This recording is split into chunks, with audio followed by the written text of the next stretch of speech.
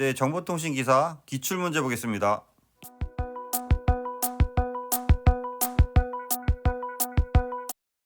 좀 더 많은 자료를 원하시는 분은 보시는 카페에 오시면 체계적으로 자료가 정리되어 있습니다. 네, 안녕하세요. 이번 시간 시작하겠습니다. 통신이론 기본 이론의 FEC 포워드 에러 컨트롤에 대해서 보겠습니다. 기출 내용을 보면 FEC에 대한 설명을 옳은 것은 역병항 시널이 필요하다. 에러의 검출은 가능하나 스스로 수정이 불가능하다. 에러 검출로 페리티 방식을 사용한다. 연속적인 데이터 전송이 가능하다. 자, 여기 FEC에 대한 그 특징이 있는데요. 별도의 역병 채널을 사용하지 않습니다. FEC는. 그래서 역병 채널이 없는 거고요.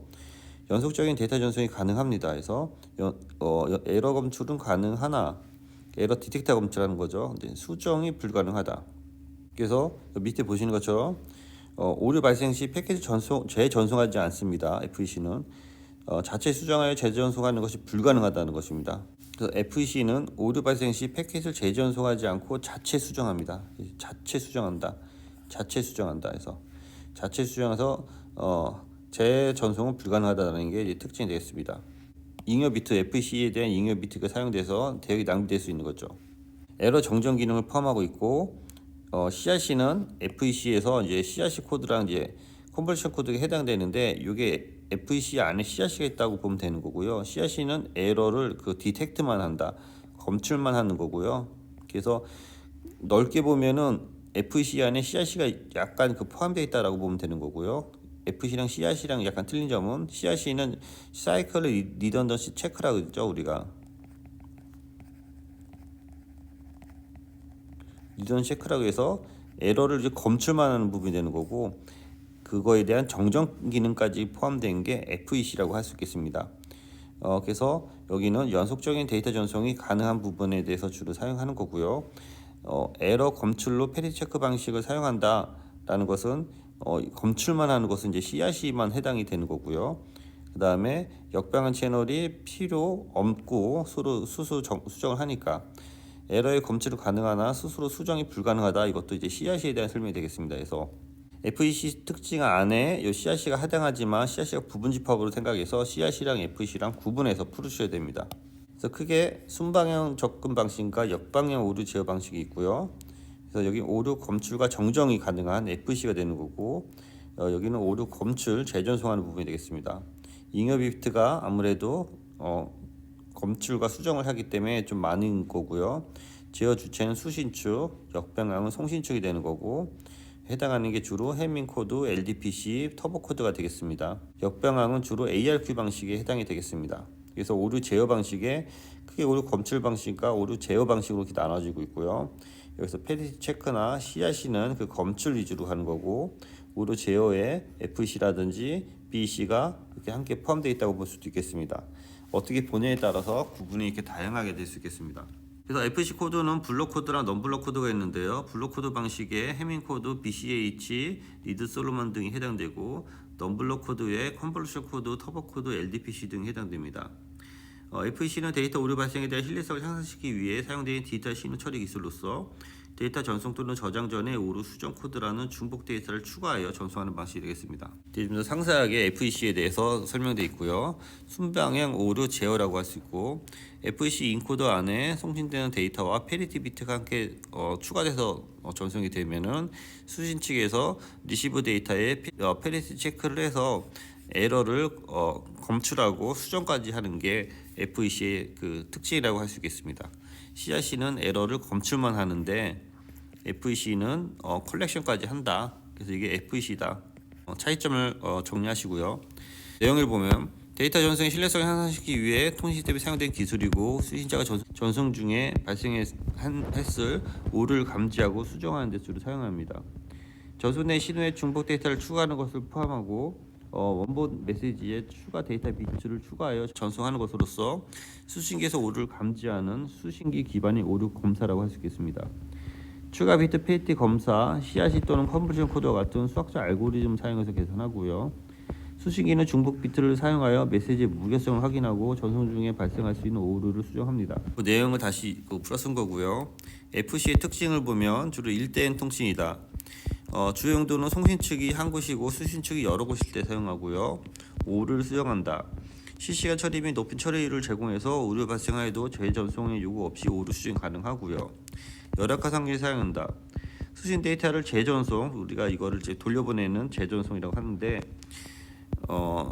재전송 피드백이 어려운 환경에서 주로 채널 환경이 아주 안 좋은 열악한 환경에서 높은 신뢰성이 요구되는 곳에서 사용한다. 그래서 주로 위성통신도 이 부분이 해당할 수 있겠습니다. 위성에서 다시 왔다 갔다 하기가 힘드니까 위성통신이 대표적인 부분이라고 정리하시기 바랍니다. FEC는 데이터 전송을 요청하기 위해 역방향 채널이 없고 오류를 수정할 수 있는 기능을 수신기에서 제공합니다. 이를 위해 송신 측에서 부가적인 정보인 리더너스가 추가되게 돼서 대역이 낭비되는 부분이 있는 거고요. 수신 측에서 에러 발견 시 데이터에 포함된 부가 정보를 사용해서 에러를 검출 및 정정합니다. 중복 에러가 좀 문제가 되겠네요. FEC의 단점 중에 하나는 전송 데이터에 추가적인 오버헤드를 추가하여 시스템의 전반적인 오버헤드가 늘어나는 것이고, 이것은 향상된 신뢰성을 위해 절충안으로 트레이드오프가 되어야 되겠죠. 기출 유형을 보겠습니다. FEC 기법에서 사용하는 오류 제형 부가 아닌 것은, 그래서 FEC는 검출과 정정까지 같이 한다. 그래서 이게 정정이 포함되는 거고, CRC는 검출만 한다라고 해서 CRC를 바로 잡으셔야 되는 거고요. LDPC, 해밍코드, 터보코드, 해밍코드는 다 FEC의 한 방법이라고 할 수 있겠습니다. 참조하시고요. 2번 FEC의 특징이 아닌 것은 역채널을 사용하지 않는다. 사용하지 않죠. 연속적인 데이터 전송이 가능하고 오류 발생 시 패킷을 재전송하는 것은 이건 ARQ 방식이라고 할 수 있죠. 재전송하지 않고 자체적으로 해결하는 게 FEC 방식이죠. 잉여 비트에 의해 전송 채널의 대역이 낭비될 수 있다. 특징 참조하시고요. 3번 FEC 특징이 아닌 것은 역채널을 사용하지 않고 연속 데이터 전송 가능하고 기기화 코딩 방식이 단순하다. 이거는 좀 생각해 봐야 되고, 잉여 비트에 의한 전송 채널의 대역이 낭비될 수 있죠. 그래서 이거는 3번으로 이렇게 잡으셔야 돼요. 두 개를 비교해서. 설명해 보면 자체 오류를 복귀해야 하기 때문에 상대적입니다. 상대적으로 코딩 방식이 복잡할 수 있어서 정답을 3번으로 잡으시는 겁니다. 특징 참조하시고요. 4번 FEC 코드에 대한 설명으로 적합하지 않은 것은 역채널을 사용하지 않죠. 계속 얘기했던 거죠. 에러 정정 가능하고 연속 데이터 전송 가능하고 CRC 컨버전 코드 등이 이에 해당되는 거죠. 이 안에 포함되는 거죠. 5번 FEC에 대한 설명을 적합하지 않은 것은 2010년에 1차, 3차 나눠서 나왔네요. 에러 정정 기능 포함하고 역채널 사용하지 않죠. 똑같은 문제네요.